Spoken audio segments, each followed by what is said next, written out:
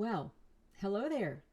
I'm so glad that you are finding this video. And before we even get started, I just want to tell you, I hope that it really helps you. I can tell you it has absolutely transformed families and helped probably save lives, if I'm being really honest. So that's how big this is. I'm excited to talk to you about it.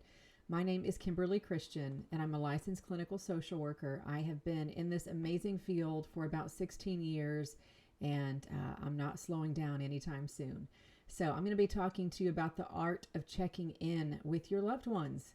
And before I even, dive into that fully, I just want to say a couple of things. My channel, if you are new at finding any of my content, my purpose behind doing this is to equip you to think about your mental health from a biblical perspective.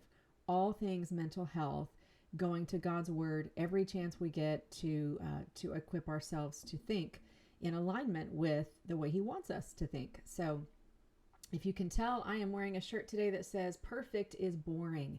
And this is for all of my recovering perfectionists that might be watching this. I know I can completely relate to that. It is a very difficult thing to break free of, but perfect is boring because it is unachievable. And it's just frankly no fun. Making a mistake and laughing at yourself definitely is way more fun from time to time. So, okay, so checking in. This is going to cover all ages. And I just want to start off by telling you a really quick story. So this past semester, so just a few months ago, right now it is August. And so last semester, in our homeschool co-op, a group that I'm a part of, I was very privileged to get to lead / teach a group of middle schoolers some important skills around cognitive behavioral therapy. And at the very beginning of the semester, I would ask them, just to kind of see where they're at, I would ask them, how are you feeling? Let's go around the room and let's just talk about how are you feeling. And in the very beginning of the semester, I would get a lot of, okay, I'm all right, I'm tired, or I don't know. Those were the answers I got most often. And I just would keep checking in every single week, and halfway through the semester, or as it kept progressing, I was noticing that they were absolutely learning this skill, and it was so evident, and they were super excited about it. They would start telling me, I feel excited, I feel anticipatory, I feel ready to learn. And there was this one time I was walking to my car, and one of the young boys in the class yelled out at me, hey, Miss Kimberly, I'm feeling anticipatory. Or no, he said, I'm feeling, I think he said excited. He either said excited or anticipatory. Either way, it was a really awesome moment because I could tell it was making him feel so much more confident. So that's why this matters. That's why I am teaching this to you, so you have this skill for your kids and even for adults, because you know what? We all love learning about ourselves. That never changes. And when you can learn about what kind of feelings you tend to have, which ones are more problematic, which ones do you feel on a more intense level, and you're able to articulate those feelings, it just does something. It really empowers that person, young or not so young, to really feel like, I nailed it. You asked me how I'm doing, and this is the feeling. I'm feeling frustrated. I'm feeling perturbed. I'm feeling unsure. I'm feeling insecure, right? All of those feelings are way better than saying I'm okay, or I don't know, or I'm just fine, right? I'm going to try to just cover the highlights because this honestly is something that I cover in a lot more detail in my online program, The Christian Method. So if you're interested in that, please reach out to me. This is going to just be kind of a quick flyby because I know some of you need this information ASAP. And so here's how the scale works. It's super simple. You're not even going to need to take notes on this unless you feel like you want to, but the scale is much like the pain scale. So if you have ever been to a hospital or had any kind of, outpatient procedure, they will usually ask you your scale, your pain scale on, on a scale from 1 to 10. And that's exactly the one I use for mental health. And so 1 is the worst this person has ever felt, and 10 does not mean perfection. We're not looking for that. What it means is this is such a great day. My body feels good. My thoughts are really in alignment with what I want them to be. I've got a great mood. Things are kind of going in my direction because I am on top of it. I am organized and I am thoughtful and I'm in my routine, right? I'm doing all the things that I need to be doing to be as functional. Think about it that way also. It's a functionality scale as much as it is a like a mood scale. And so, like I said earlier, this is something you can use with little bitty kids. Like I said, I did this in a class and it transformed not only what they were learning, but everything I would pair that I was teaching them new. I would talk about that in conjunction with their feelings because it just all counts. You just have to trust me on that if you're new to this. It just counts in a very big way. So the scale 1 to 10, that's as simple as it gets.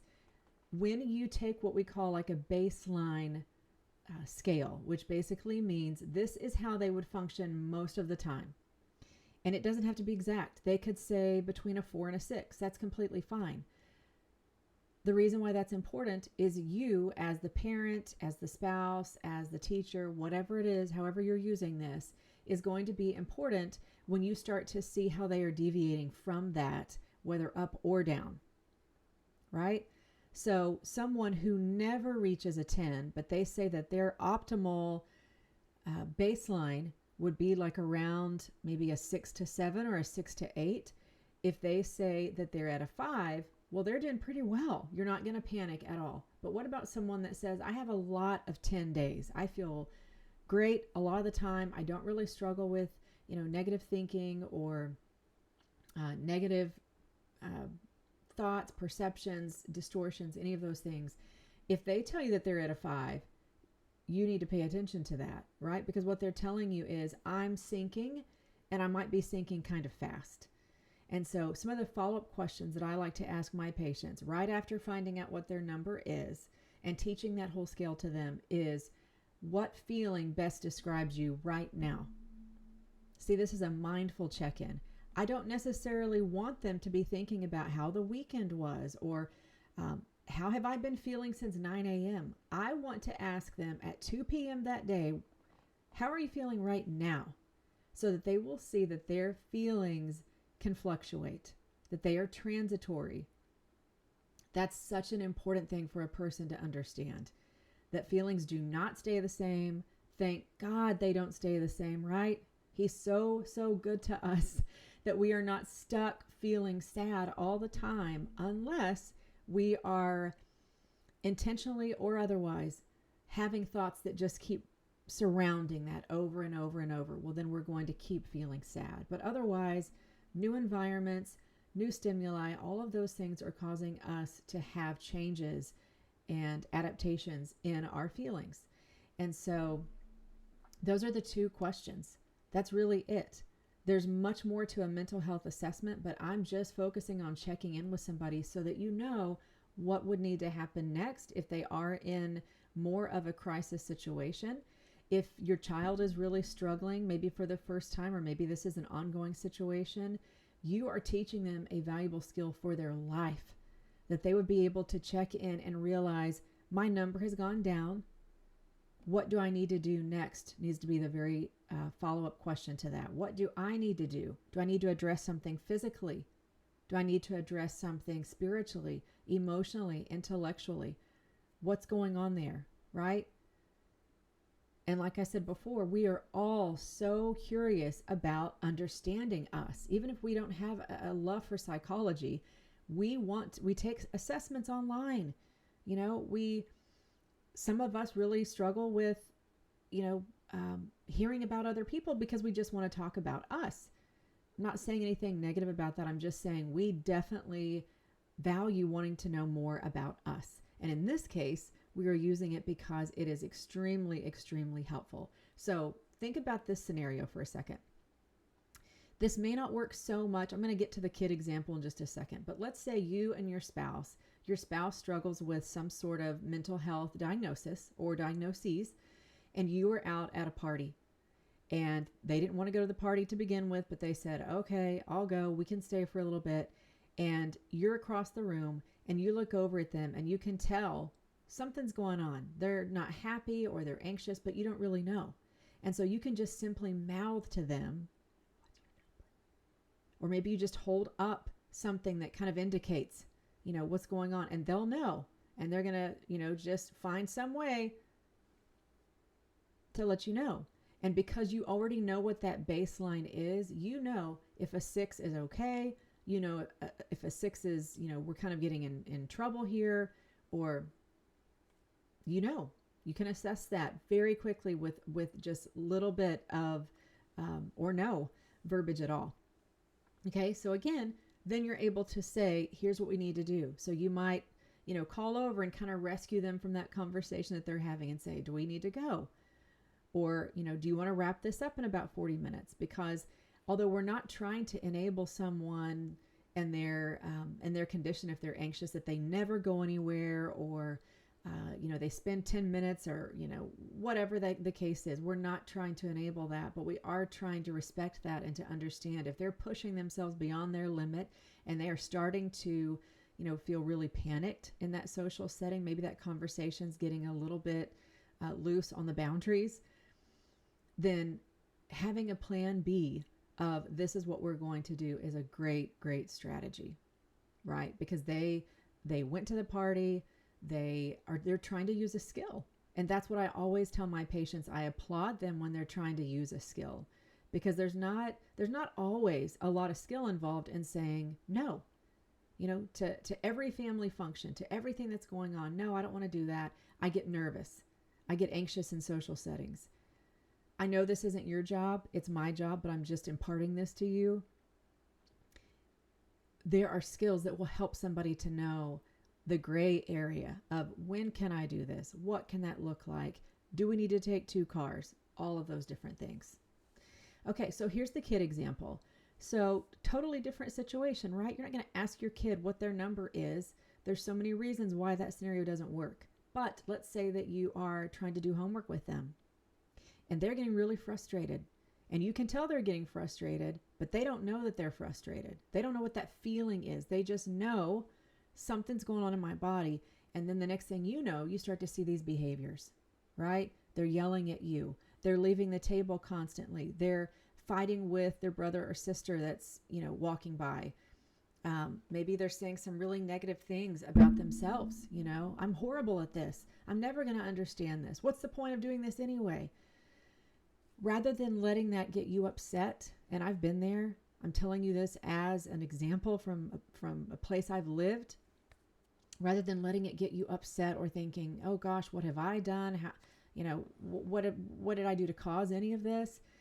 Remember that teaching them that skill of understanding their feelings is going to help them articulate to themselves as well to you as what's going on. So if they're working daily at understanding feelings and being able to tell you the difference in anger and frustration and contentment and loneliness and all of those things, then when you start to kind of notice a change, a pivot in their mood or in their posturing, you would say, how are you feeling right now? What's going on? Or maybe you start with, what is your number right now? Check in with me real quick. That is enough for the child, right? If they can answer those 2 questions, they've done a beautiful job, because most kids cannot do that, as I shared with you before. But as the parent, as the adult in the situation, that will help you to know, is it time to take a break? Do they need a snack? Right?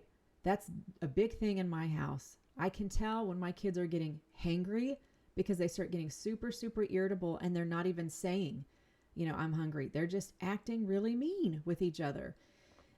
And so again, like I said, personal example here, just try to get them talking about that so that you can learn more about what's going on. They are learning more about what's going on. And then you're simply saying, okay, what do we need to do about that right now? Do we need to take a break from what we're doing? You want to come back to this in a second? Do you want to play some music in the background? Can I give you a hug? Would that help? There's a lot of examples I could give you, but your child, what would work for them. I just wanted to give you just a really quick view of a really, really important skill. I've taught this to multifamily groups. I've taught this to individual family groups. And every time that this has been a conversation piece, I get feedback afterwards saying that was so helpful, because now the family is speaking the same language and the kid is a part of that. They need to be a part of that. Don't you want to fast forward into the future and realize that your, now 5-year-old is now 15 and they're not dealing with the same teenage behaviors that maybe their friends might be, because they have an emotional intelligence that you taught them early on that says, I need to stop when I'm having an intense feeling. I need to be able to identify it. I need to realize if this is more of a physical need to address, or if I'm feeling overwhelmed and I just need to take a break. Let me just tell you, you're doing a great job.